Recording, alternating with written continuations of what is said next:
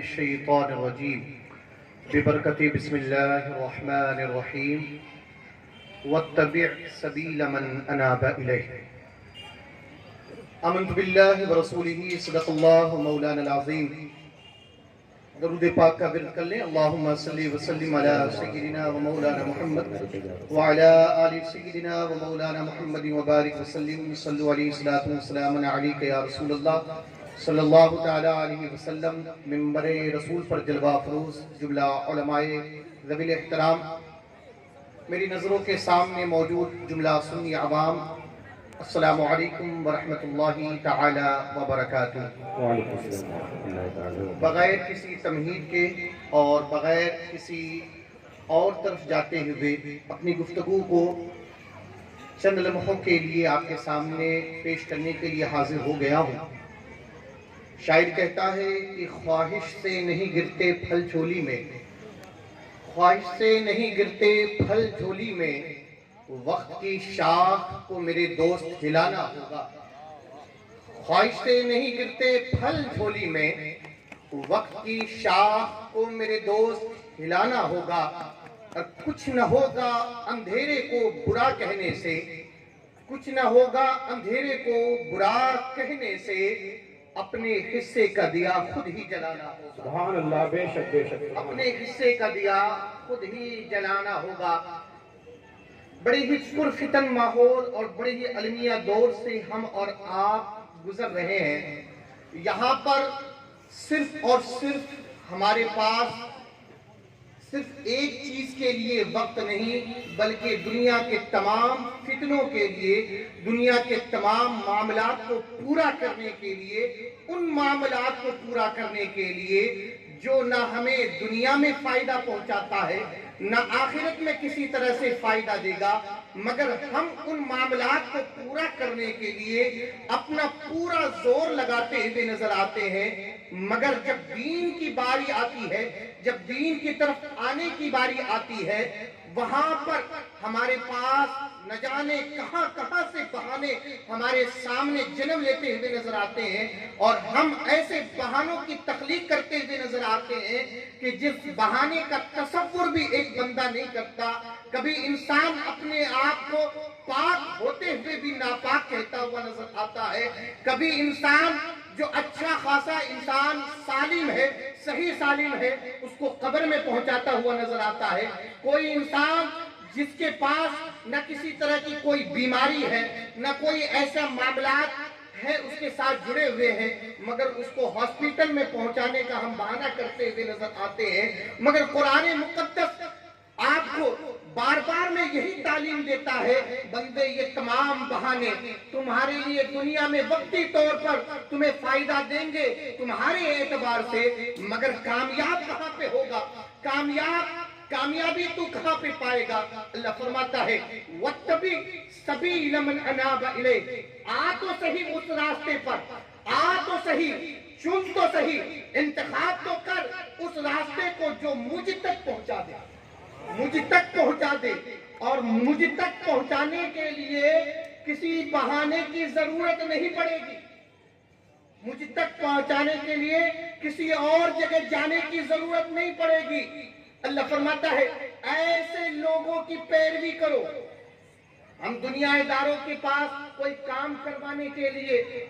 ہاتھ میں ہاتھ باندھے ہوئے رہتے ہیں اور کہتے ہیں جناب ہمارا یہ کام کر دیجئے، جناب وہ ہمارا کام کر دیجئے۔ کام کرنے کے لیے نہ جانے کتنوں چیزوں کو ہمیں قربان کرنا پڑتا ہے، اپنا وقت، اپنا مال، اپنا پیسہ، اپنا گھر، سب کچھ برباد کر دینے کے باوجود بھی اکثر یہی ہوتا ہے، 99% جو معاملات رہتے ہیں وہ یہی رہتے ہیں کہ ہمارا وقت سوائے بربادی کے کچھ نہیں ہوتا، اور وہ کام بھی ادھورا رہتا ہے۔ ہم نے سب کچھ خرچ کیا، وقت بھی خرچ کیا، اپنے مال کو بھی خرچ کیا، ہر چیز خرچ کیا، مگر جہاں کامیابی مل رہی ہے، جہاں کامیابی مل رہی ہے، اللہ نے فرمایا وَاتَّبِعْ سَبِيلَ مَنْ أَنَابَ إِلَيْهِ، پیروی کرو ایسے راستے کی جو مجھ تک پہنچا دے۔ وہ راستہ آپ کا کتنا خرچ کرواتا ہے؟ اللہ فرماتا ہے وَاتَّبِعُوا مَن لَا يَسْأَلُكُمْ أَجْرًا وَهُمْ مُهْتَدُونَ، پیروی ایسے لوگوں کی کرو جہاں پر تم سے سوال نہیں کیا جائے گا کہ یہ قیمت دو یا وہ قیمت دو، بلکہ وہ خود ہدایت یافتہ ہے۔ جب تم ان کی پیروی کرو گے، جب تم ان کا دامن تھام لو گے، تم بھی ہدایت والے بنتے ہوئے نظر آؤ گے۔ پتا کیا چل رہا ہے؟ دنیا کے ہر کام کے لیے، دنیا کے اندر کسی منزل تک پہنچنے کے لیے ایک بندے کو ایک قیمت دینی پڑتی ہے، مگر رب کی بارگاہ وہ بارگاہ ہے جہاں پر پہنچانے والے بھی وہ قیمت نہیں لیتے، مگر پھر بھی جو پہنچانے والے رہتے ہیں انہی کو برا بھلا کہا جاتا ہے۔ مولوی کو دیکھا نہیں، اپنی بغلیں جھانکنے شروع کر دیتے ہیں، آ گئے مولانا صاحب چندہ دینا پڑے گا، آ گئے فلانا صاحب یہ کرنا پڑے گا، آ گئے یہ جناب اب یہ مدرسے پتہ نہیں کون سے مدرسے کی رسید کاٹیں گے، اب پتہ نہیں یہ معاملہ کہاں سے کرتے ہوئے نظر آئیں گے۔ اگر یہی دنیاوی اور سیاسی جلسوں کا معاملہ ہو جائے، وہاں پر کوئی مانگنے نہیں آئے گا، اس سے پہلے ہم دیتے ہوئے نظر آئیں گے۔ مگر میاں سوچیں اور سمجھیں کہ یہ اگر آپ کے پاس آتے ہیں نا، تو یہ اپنے لیے نہیں، آپ کو فائدہ پہنچانے کے لیے آتے ہیں۔ حالات نے انہیں ایسا مجبور کر دیا، ورنہ ایک زمانہ وہ بھی تھا کہ اشارہ ہوتا تھا، لوگ بزرگوں کی بارگاہ میں اپنا گھر بار سب کچھ حاضر کر دیتے تھے۔ یاد کریں نا تاریخ کے اس پل کو کہ جب نبی کائنات صلی اللہ علیہ وآلہ وسلم نے صرف اشارہ فرمایا تھا کہ کیا تم اللہ کی بارگاہ میں قربان کرنا چاہتے ہو، تو ایک عاشق جو ہے اپنے گھر کے تمام معاملات، تمام سامان کے دو حصے کیے، ایک گھر کے اندر رکھا اور ایک بارگاہ رسالت میں لے کر حاضر ہوا۔ وہ عاشق حضرت عمر فاروق اعظم تھے، اور ایک عاشق ایسا آتا ہے جو اپنا پورا گھر بار لے کر بارگاہ رسالت میں لا کر قربان کر دیتا ہے۔ وہاں پر آقا تشریف نہیں لے کر گئے، صرف اشارہ ہوا دین کے کام کو بڑھانے کے لیے، اللہ رسول کا پیغام پہنچانے کے لیے۔ آج تو المیہ یہ ہے کہ گھر گھر پہنچتے ہیں تو جو سب سے سڑا گلا نوٹ ہوگا وہی نکالیں گے، اور مولوی صاحب کو یہ کہتے کہ نکلیں گے میاں یہ لے لیجئے، ابھی ہمارے پاس ہمارا دھندا مندہ چل رہا ہے۔ اور دھندا جب مندہ چل رہا ہے تو دعا کروانے کے لیے اسی مولوی صاحب کے پاس پہنچیں گے، حضرت دھندا مندہ چل رہا ہے، تھوڑی سی کوئی تعویذ لکھ دیجئے، تھوڑا سا وہ کر دیجئے۔ جناب والا یہی بندہ تو آپ کے پاس آیا تھا کہ اگر آپ کچھ خرچ کر دیں تو آپ کا خرچ کرنا کسی کا پیٹ بھرے یا نہ بھرے، آپ کے ماتھے کے نگاہوں کے سامنے علماء کی ایک جماعت کو کھڑے کر دیں گے۔ جیسا کہ آج جامعہ صابریہ کے اندر تقریباً 7 حافظ قرآن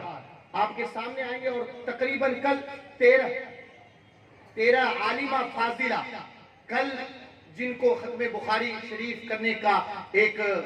شرف حاصل ہوگا، تو یعنی 13 7 کتنے ہو گئے 20۔ آپ کا 1 روپیہ خرچ کرنا، آپ کے ذرا سی توجہ نے ایک عام انسان کو العلماء ورثۃ الانبیاء کا تاج پہنا دیا۔ نبی کائنات صلی اللہ علیہ وسلم نے ارشاد فرمایا، آخری بات کہہ کے میں اپنی گفتگو ختم کرتا ہوں، یہ علماء کو ہلکا مت سمجھیں، مشکات الانوار کی حدیث مبارکہ ہے، میرے آقا صلی اللہ علیہ وسلم فرماتے ہیں، من جلس عند العالم ساعتین او اکل معه لقمتین او مشی معه خطوتین فاعطاہ اللہ جنتین۔ جو کسی عالم کے پاس 2 لمحے بیٹھ گیا، 2 لمحے، 2 لقمے کھا لیا، 2 قدم چل لیا، ایک جنت کے لیے ترس رہے ہو میاں، اللہ فرماتا ہے 2 جنت عطا کریں۔